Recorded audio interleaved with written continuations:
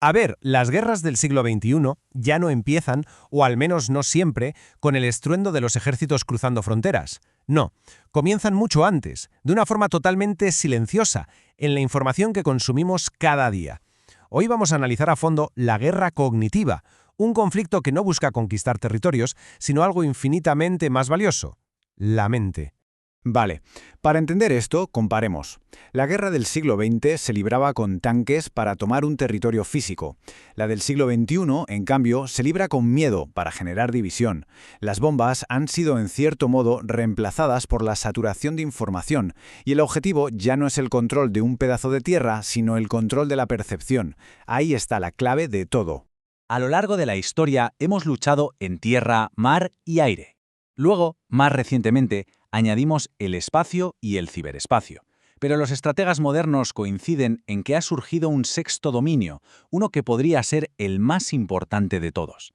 Entonces, ¿cuál es ese nuevo campo de batalla? Pues sí, la mente humana. Porque al final, todo, absolutamente todo, depende de lo que la gente piensa. De si una población confía o no en sus instituciones, de si siente miedo o esperanza, de si está unida o fragmentada. Ese es el dominio cognitivo, y quien consigue controlarlo, controla el resultado de cualquier conflicto antes incluso de que empiece. Entonces, ¿qué es exactamente la guerra cognitiva? Aunque suene algo muy complejo, la idea de base es sorprendentemente simple. Ya no se trata de ocupar un país con soldados, sino de controlar cómo su sociedad entera interpreta la realidad. Es, literalmente, la conquista de la realidad misma. Y aquí está el quid de la cuestión. Quien consigue moldear cómo una sociedad percibe la realidad, controla sus decisiones. Y quien controla sus decisiones, pues controla el país entero. Y todo esto sin necesidad de disparar un solo tiro. Es el poder en su forma más sutil y quizá más efectiva. Si tuviéramos que definirla, la guerra cognitiva sería esto: el acto de dividir, de desacreditar, de generar desconfianza. Es saturar el espacio informativo con tanto ruido, tantas versiones, tantas mentiras, que la gente llega a un punto en el que ya no sabe qué es verdad. Cuando una sociedad llega ahí, se paraliza, se bloquea desde dentro y empieza a autodestruirse. La invasión simplemente se vuelve innecesaria. Muy bien, pero ¿cómo se libra esta guerra? ¿Cuáles son sus armas? No hablamos de misiles ni de tanques, claro, sino de herramientas diseñadas para actuar directamente sobre nuestra mente, sobre nuestra percepción. Echemos un vistazo al arsenal cognitivo. A ver, lo realmente potente de esto es cómo estas armas trabajan juntas, como una orquesta. La desinformación introduce ideas falsas, la saturación nos ahoga en datos hasta que es imposible distinguir la verdad, la polarización nos enfrenta unos a otros, la manipulación emocional usa el miedo y la ira para que dejemos de pensar con claridad, y por si fuera poco, los algoritmos y los deepfakes personalizan y automatizan todo este proceso a una escala masiva que antes era impensable. Y este es el objetivo final, que es brillante en su perversidad. No se trata de que la gente piense A en lugar de B, no. El objetivo es que la gente llegue a un punto de agotamiento tal que ya no sepa qué pensar. Porque cuando se pierde la capacidad de discernir la verdad, se pierde la confianza en todo, y sin confianza, cualquier sistema social simplemente se desmorona. Pero aquí viene la parte más inquietante. Y es que estas técnicas no solo las usan adversarios extranjeros en tiempos de guerra. Muchas veces estas mismas herramientas se utilizan en tiempos de paz y dentro de las propias fronteras. La guerra cognitiva, de hecho, también se libra en casa. Fijaos en esta comparación porque es reveladora. Lo que en la guerra llamamos propaganda, sin más, en tiempos de paz se convierte en comunicación política. La acción psicológica para desmoralizar al enemigo se transforma en marketing para persuadir al consumidor.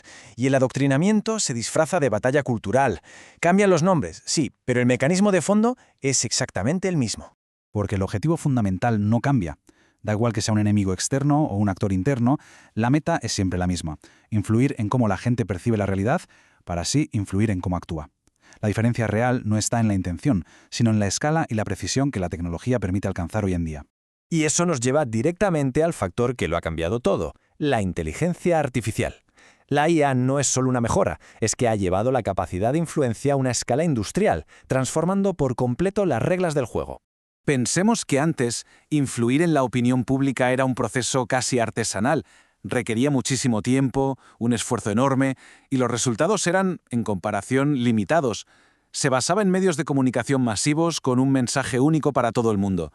Pero la inteligencia artificial lo industrializa todo.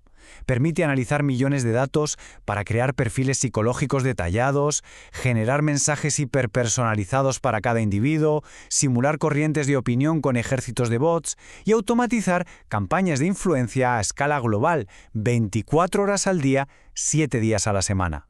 Y así llegamos al objetivo final de toda esta batalla por la realidad. ¿Qué es lo que se busca destruir en última instancia? No es un ejército, ni una fábrica. Es algo mucho, mucho más profundo. En estrategia militar existe un concepto clave, la voluntad de lucha.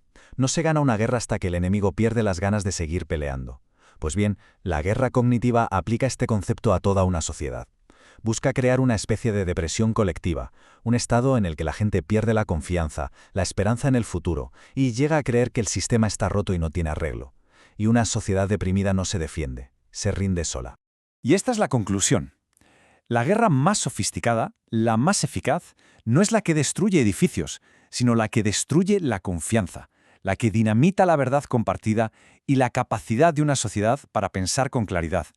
Porque una sociedad que ya no puede pensar puede ser dirigida sin que ni siquiera se dé cuenta. Lo que nos deja con una última pregunta, que es quizá la más importante de todas.